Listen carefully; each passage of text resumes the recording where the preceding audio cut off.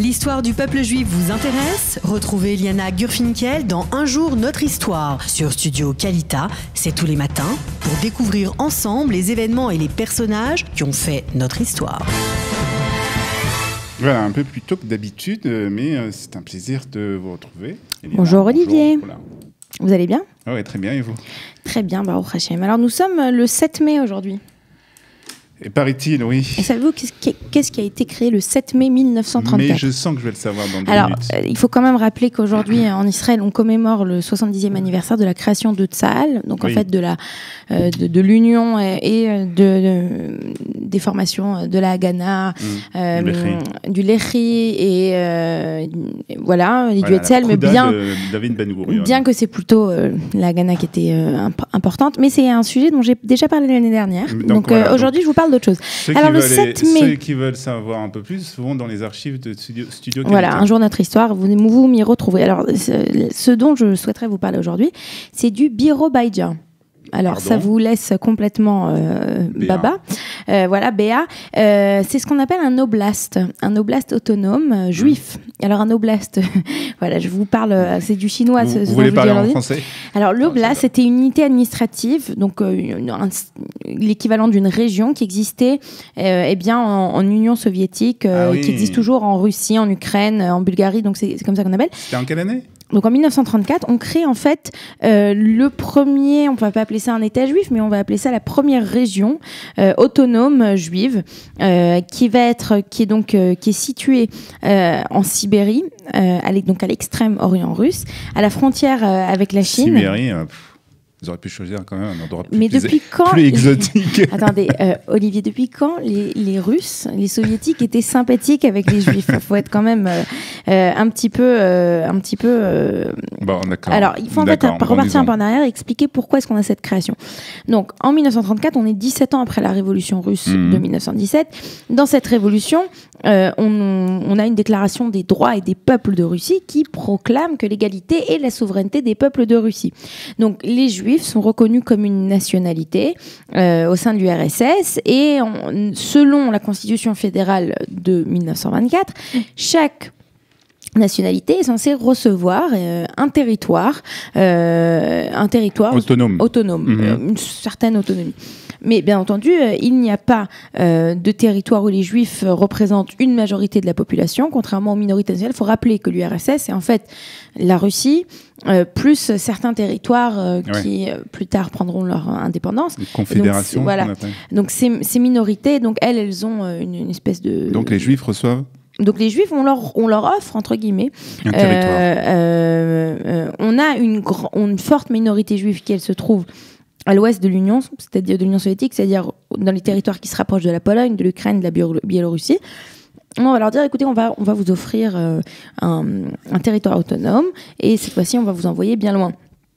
Alors, il faut aussi rappeler que les Juifs du RSS, les anciens Juifs russes, leur métier traditionnellement, c'était des petits commerçants, des prêteurs, des manufacturiers, tout ce qui s'oppose à l'idéologie communiste. Et c'est la raison pour laquelle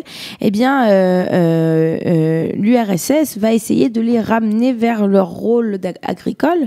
Et c'est pour ça qu'on va aussi penser à leur donner des terres pour qu'ils puissent se former à l'agriculture. Et c'est ainsi que dès 1928, cette région donc, du Birobidjan est réservée par décret à l'établissement des Juifs. Ils sont encouragés à s'installer dans ce territoire. Et on a un décret qui propose la création d'une entité administrative territoriale nationale juive, si cela marche. Et c'est ainsi que Staline, à la date d'aujourd'hui, donc le 7 mai 1934, va créer cette région autonome juive. Alors, est-ce qu'il va y avoir des Juifs qui vont se ruer vers cette... Ils ne vont pas se ruer, mais on va avoir des primes incitatives pour que les Juifs viennent s'y installer. Au départ, on a des milliers d'individus qui viennent s'y installer. On a une langue officielle qui est russe. Mais non, le yiddish. Ah, le yiddish. Voilà, le yiddish. Et puisque l'hébreu, c'est la langue sainte. Qui dit langue sainte dit religion. Qui dit religion dit l'opium du peuple. Donc ça ne marche pas. Et donc là, on a pas mal. Alors attendez, et est-ce qu'il y a un président Attendez, on y arrive 2 secondes. On a une vie culturelle. On a un théâtre juif qui est créé en 1934, un journal en yiddish qui s'appelle L'Étoile du Birobadjan, qui va paraître. Et on va avoir des écoles. Comment on dit ça en yiddish J'imaginerais. Quoi? Non, je suis en train de réfléchir. Bon, ça me reviendra. Et on a beaucoup de personnes qui... Bon, on n'a pas besoin d'appeler papa. On a beaucoup... Merci papa d'être là, mais on n'a pas besoin d'appeler papa. Et on a donc pas mal de personnes qui vont s'installer dans ce territoire. Alors, il faut savoir qu'on a quand même... cette idée, donc les véritables raisons. D'abord, on veut éloigner en douceur les intellectuels juifs du centre de la Russie, puisque il faut rappeler que les juifs étaient très présents dans le mouvement communiste et ont beaucoup participé, mais on cherche justement à ce qu'ils ne soient pas là. On cherche aussi à renforcer cette zone donc de l'extrême-orient soviétique, qui est une zone qui est historiquement contestée par la Chine, et donc on a cette volonté de peupler cette région de la Sibérie qui est riche en ressources naturelles, et puis on a aussi on cherche à donner en fait cette espèce d'autonomie à ces juifs soviétiques dans l'idée que ça leur fera oublier le sionisme. Ouais. Voilà, si on vous donne le Birobadjan, vous ne serez plus intéressé par... En même temps, c'est en Sibérie quand même, hein. Oui, mais à l'époque, c'est quand même, c'est pas mal, quoi. Bon, alors, on a des points faibles quand même, comme vous l'avez dit. Donc, c'est une région qui est très éloignée. C'est loin, justement, du centre de la Russie, mais c'est aussi, loin de là où les Juifs russes ont toujours habité. Et puis c'est quand même on n'a pas prévu assez d'infrastructures pour la population qui va venir s'installer, et donc très rapidement les gens vont plus ou moins partir, on ne va pas rester longtemps. Aussi on avait cette idée de transformer ces juifs en agriculteurs. Bon, ça a pas trop marché. Même dans les kibbutzim, ça a pris plus de temps avant que cela marche.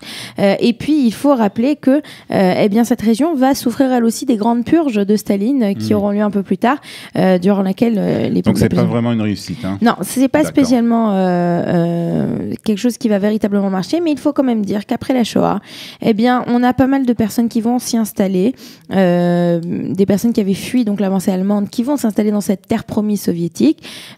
Mais rapidement, ils vont voir que ça ne marche pas à nouveau. Non. Et on va avoir une alia au moment de la création de l'État d'Israël. Au fur et à mesure, les Juifs vont quitter. Alors, depuis 1991. Depuis 91, donc depuis la chute de l'URSS. Oui.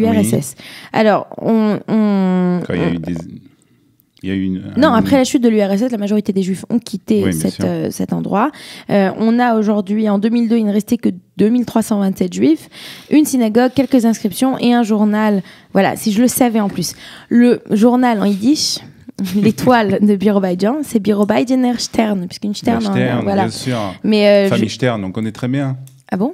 Il y a plein de familles Stern. Oui, vous saviez que ça voulait dire une étoile. Bon, voilà. Et aujourd'hui, on a 1% de la population qui est juive. C'est vraiment pas très, très important. Bon, mais si vous allez, quand même, c'est assez impressionnant d'y aller. C'est quand même une région où on a encore... Aller en Sibérie ? Oui, bon, si vous allez en Sibérie, vous pouvez y aller en été, il fait très chaud, il fait très beau. Vous remarquerez qu'il y a encore des bâtiments entiers qui ont des signes juifs. La place centrale du Birobadjan, il y a une immense menorah sur la place centrale, parce que voilà. Et il faut quand même dire aussi que c'est la construction de cette ville, parce que c'est la région du Birobadjan, mais c'est surtout cette ville qui est la ville principale, elle a été supervisée, la construction, par le directeur du Bauhaus, l'architecte suisse Hans Meyer. Donc c'est quand même c'est sympa, c'est quelque chose à faire, et il faut rappeler donc que c'est le seul entre guillemets on va pas dire pays, mais région, c'est la seule région autonome juive qui a existé, à part la région autonome israélienne. Une expérience intéressante, mais bon, voilà. Allez, peut-être que l'année prochaine, l'Eurovision sera au Birobadjan. Peut-être, mais en tout cas... Vous êtes censé dire non, puisque vous voulez que notre ami gagne. Non, c'est sûr, mais je ne m'attendais pas... Mais bon, voilà, la Sibérie, quoi, c'est pas entre Tel Aviv et la Sibérie, je pense qu'ils ont bien choisi quand même. Ah, écoutez, non. Tout à fait, voilà. Imaginez-vous qu'on serait aujourd'hui en Sibérie. Moi, dans ma famille, ça n'aurait pas choqué plus que ça. Mais vous, en Algérie, il aurait fait trop chaud. Trop froid. Allez, merci beaucoup, Eliana. 8h23, on fait une petite pause et puis ensuite, le professeur Emmanuel Navon nous parlera de cette loi qui a été adoptée hier par le gouvernement israélien. Vous aimez l'histoire juive ? Retrouvez Liana Gurfinkel dans Un jour notre histoire sur Studio Kalita. C'est tous les matins pour découvrir ensemble les événements et les personnages qui ont fait notre histoire.